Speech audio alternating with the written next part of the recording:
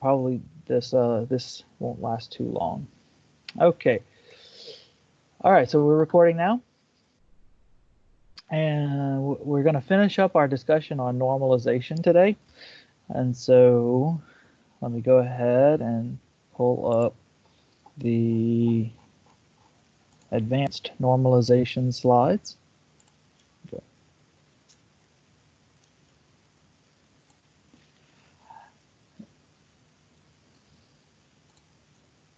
Okay.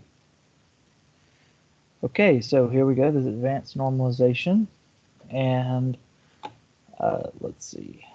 So basically, up to this point, we have gotten up to the third normal form of normalization, right? So what that meant was that we started with an unnormalized database.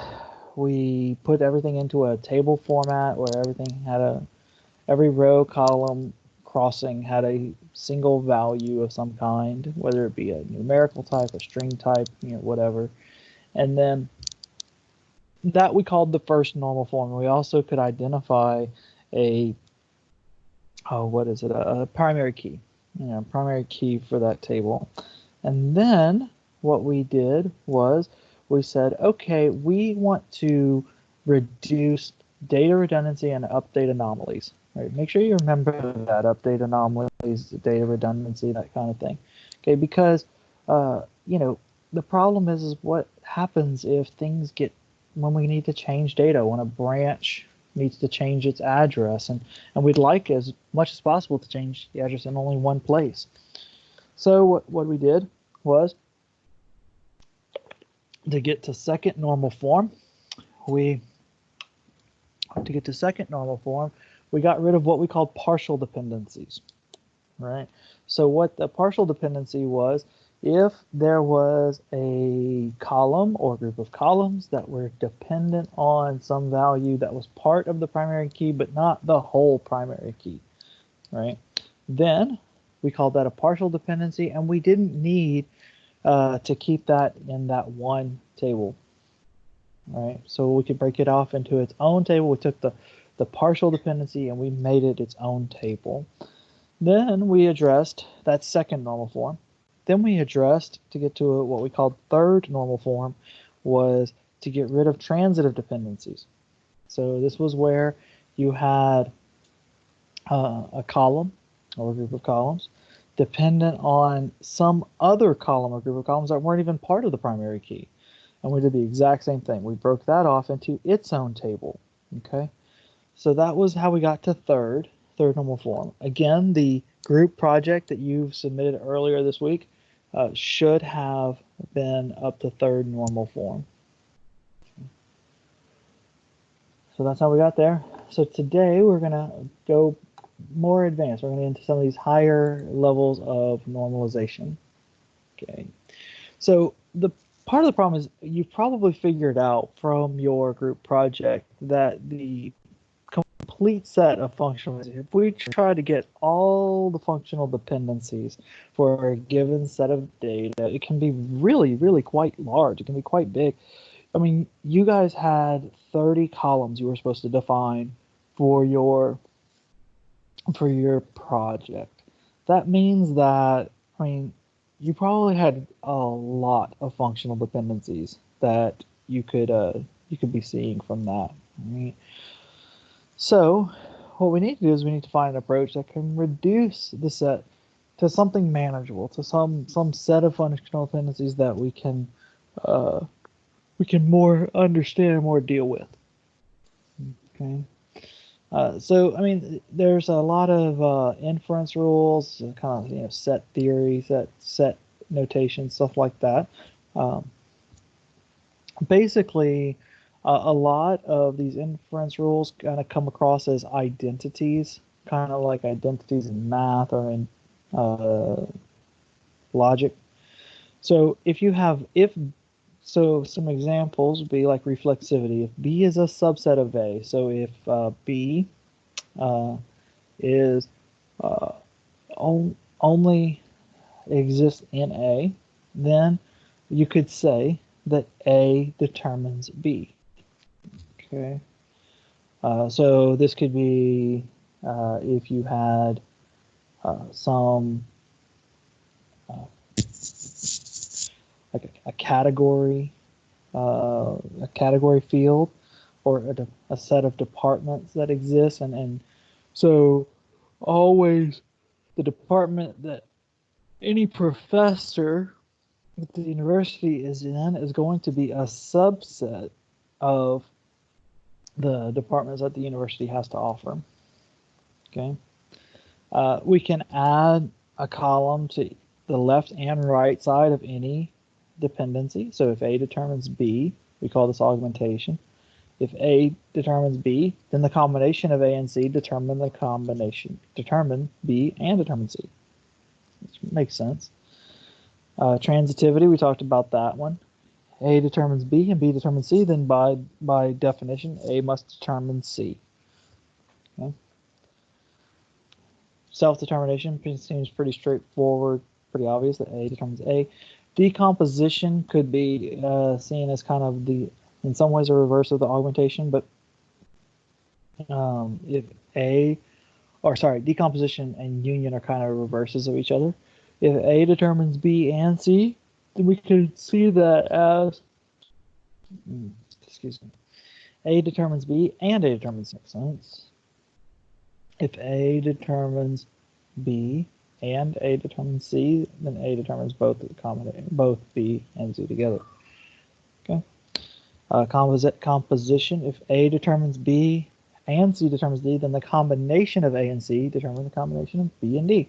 And we saw that in our example data when we talked about the third normal form, when we saw the example data with the columns A, B, C, D, and E, right? Okay. So, okay.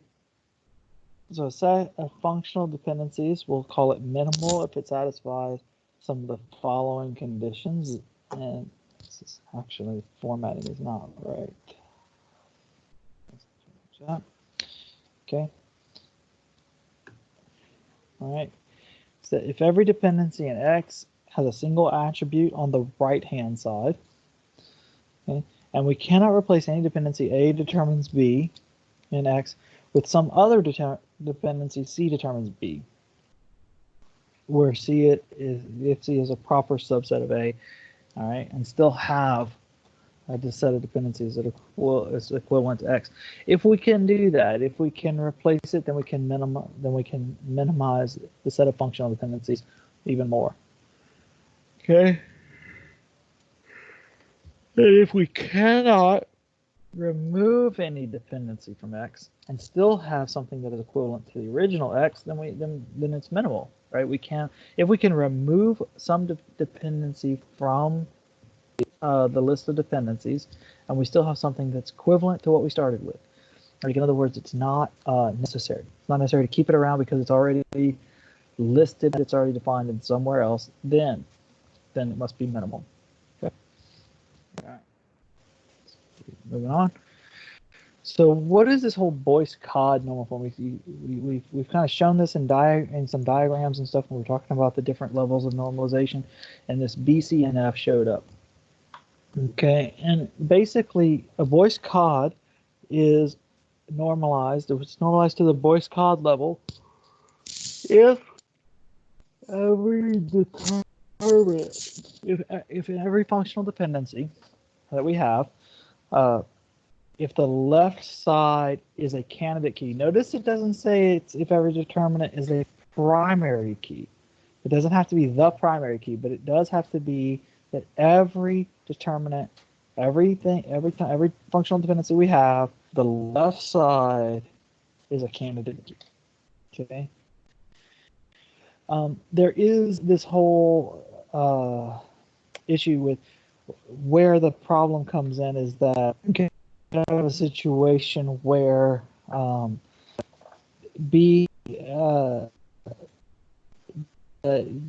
third relation could allow a dependency A determines B, and B could be a primary key attribute, but A is not a candidate key itself. Okay. The example that we looked at when we were talking about this, bringing things to the end, was in this staff car combination thing. Okay, where the problem was you have um, the property number and date, and basically a staff having a car could determine what the what property number they were viewing or what date it was going on, and so basically this was a, an example, a somewhat crude example, but an example nonetheless of a non-Boyce-Codd normal form example. Okay, again, basically, Boyce-Codd violation is very rare. It's got some very particular situations it's got to be in. Got to have two or more composite candidate keys. The candidate keys overlap, and so there's the candidate keys could have overlap. So, like in the example we looked at here, was where you had this was the primary key we chose. This was a candidate key. This was also a possible candidate key that a staff number at a date and time would determine everything else. And basically that makes sense that a person can only be in one place at one time, right? A person can only be at a certain property, in one place at a specific date and time, right? But this, right?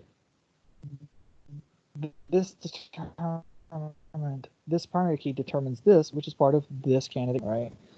And so, again, it's not going to happen a lot. It's not a big problem. I would be very, very surprised if any of your data for your group project suffered from a Boyce-Codd violation once you got it to third normal form. But it's still, we talk about it, right? Because we want to talk about the problems that could arise here. Okay, so we get it to Boyce-Codd. Basically, we get a staff car combination and an inspection. So the property inspect table, we break it out into two separate tables. Now, what your data could suffer from would be this. What the fourth normal form is all about is this idea of this multi-valued dependency. Okay, and what this one basically is where, okay, so you have, we talked about functional dependencies. We talked about full functional dependencies, right? But multi-value dependency is this idea where for each value A, there's a set of values for B and a set of values for C, right? But the set of values for B and C are independent of each other. They don't depend on each other in any way, okay? And so let's take a look at an example here. Oh, first let's look at the notation. So if we say that the value in A determines a set for B, the value in A determines a set for C, right? Okay. All right. So a fourth normal form would be a relation that is in Boyce-Codd and contains no non-trivial multi-valued dependencies. Okay, so if we look at an example here, you have a branch number that has a set of staff and a set of owners of properties that they're managing. Okay, now notice that the branch number tells me who works there. The branch number can tell me who owns properties there. The problem is that branch number is clearly not the primary key or a candidate key for this relation, right? Hopefully you can see that this duplicates. Neither is staff name, neither is owner name. It's almost like this staff name, owner name. It is the primary key, the only possible candidate key for this relation, right? But that doesn't make sense that we would have this, right? Because remember, the primary key, its purpose is to identify a row. why would we need the combination of a staff person and an owner to be the unique identifier for a row in a table? The problem is what this table represents is a table that we actually should not have in our database. What we really want to know is we want to know what staff work at a branch and what owners own properties at a branch that's managed by a branch. So now we'd have two tables, one with a primary key of the staff. Now we wouldn't, obviously the staff name is not what we would use. We would use their staff number, and we might have some other owner identifier that we would use. Excuse me. All right, and so this is a better way to store this same data. Okay. Again, notice that if we were to, we remove duplicates, right? Ann Beach only appears once. David Ford, same. Carol and Tina, same. All right, so we remove duplicates. We remove the update anomalies. We remove data redundancy. All right, so this is what our goal is. So this would be an example of a fourth normal form. It would not surprise me that if your group project, your source data had this problem and you had a hard time figuring out how to deal with it. Okay. It would be, in fact, I'm going to use a very simple example in just a moment that is going to show you a very simple, maybe even a well-known, something that you could say, oh yeah, I can see that now. Example in just a moment of have a fourth normal form violation. Okay, now there was no requirement to get rid of fourth normal form, but it could make things very difficult, to deal with. And where you probably may have run into some problems with this was in when you tried to write that query, that the view that was supposed to rejoin all the data back together, where you may have ended up with some additional rows that you didn't have with your source data, and you were having a hard time figuring out why. Okay, don't worry if your group project did not have this problem, but at the same time, I would not be surprised if some of your group projects had this problem. Okay, all right. I'll just skim over fifth normal form. It's such a it's kind of, we're getting much more complex in our databases, and really this whole class should be more of an intro to databases. It's not an advanced database class, so I'm not going to go into too much about this, but it's basically a join dependency problem. So right. So this whole lossless join property, right? Okay. And the problem is basically when we try to bring them back together, and this is very similar to that whole, what I talked about here, where if you tried to do that query that brought all the tables back together, you may have ended up with some extra rows. This is also related to that. Okay. So basically, the example has to do with this idea of if you have a property that has an item in it, you have an item that has a supplier, and you have a property that also has a supplier. And the problem, right, is that if we're adding the PG16 property number that uses a bed and the supplier number, right, so this is a single table that has a property number, item, and supplier number. The problem is that what ends up happening is that because now we have a bed S2 combination, all right, and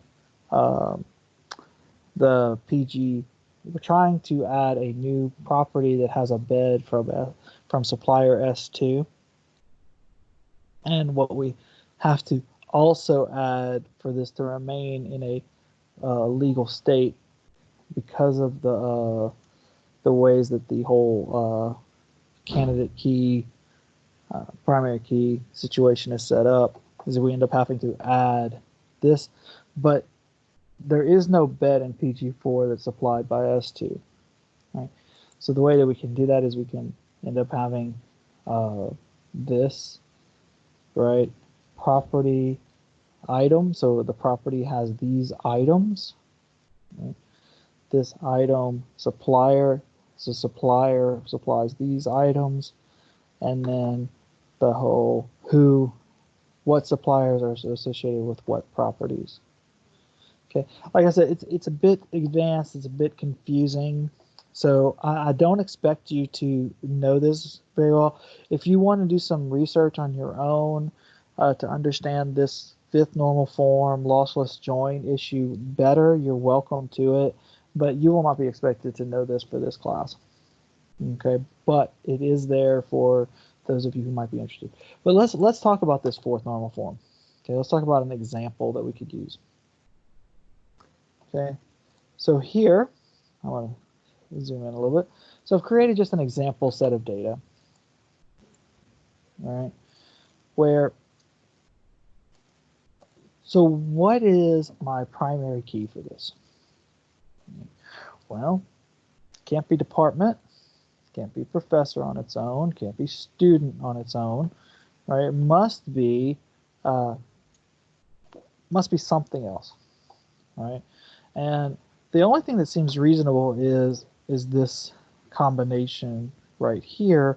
But again, why would we want to have some kind of combination of professor student to be our primary key for a relation that determines other stuff? It just, like, it doesn't make a lot of sense, right? And so what we really have is we have this multi-valued dependency where you have the department, the CSE department has a set of values over here for professor. And the CSE department also has a set of values, right, for student. And what we ended up with here was we ended up with this kind of cross product thing, right? And so there is no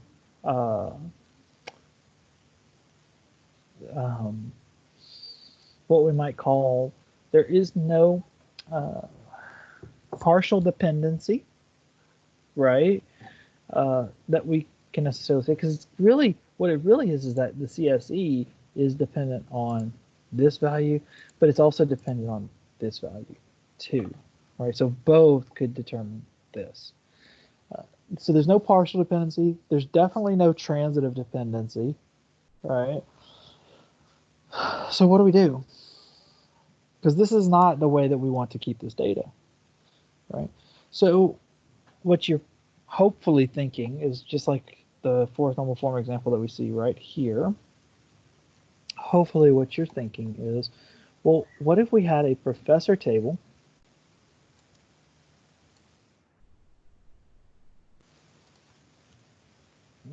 just like that, done, right? And what if we had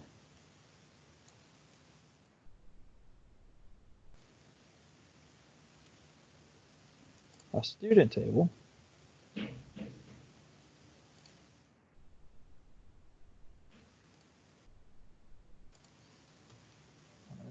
that? And it says drastic reduction in number of cells that are holding data.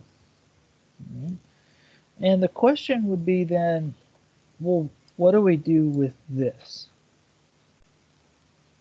What do we do with this table that we used to have? What do we do with this table that we used to be using? Do we drop the columns? Well, what columns do we drop? Well, the truth is we could drop all of them, right? We could drop all three of these columns. They are not needed anymore.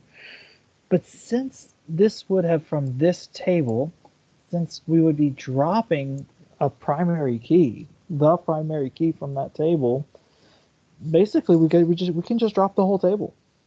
We can take this whole table and get rid of it. Because the same data that we had before is still there. It's just in a different format. And now what becomes the primary key of this table is this one, right? Now, granted, we would probably have, truth be told, we'd have some kind of ID number, right? That, right? And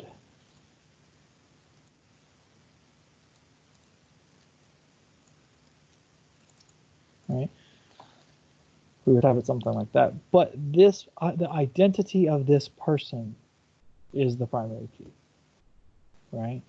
The identity of this person is the primary key, right? That determines who this person is, determines what department they're in. Who this person is determines what department they're in. Right? That's how the whole dependency would work. Right? So that's how you would get rid of that fourth normal form. And then the truth is, though, as I said before, some of you may have had data like this in your group project source data. Nothing wrong with that. And you may have had a hard time figuring out how to deal with it. There's also no problem with that. I would expect that if you came across a situation like what we started with here, you would probably have had a hard time figuring out exactly how to deal with it. And that's okay. Okay. And basically you would create these two subset tables, right? This values, these values, right? And then when you go to bring them back together in the form of that join query, the view, you would have probably ended up with an issue with extra rows. Okay? I would expect that to be there. Okay, so I'll stop sharing the screen now. And it looks like, as before, I am the only person still on this call.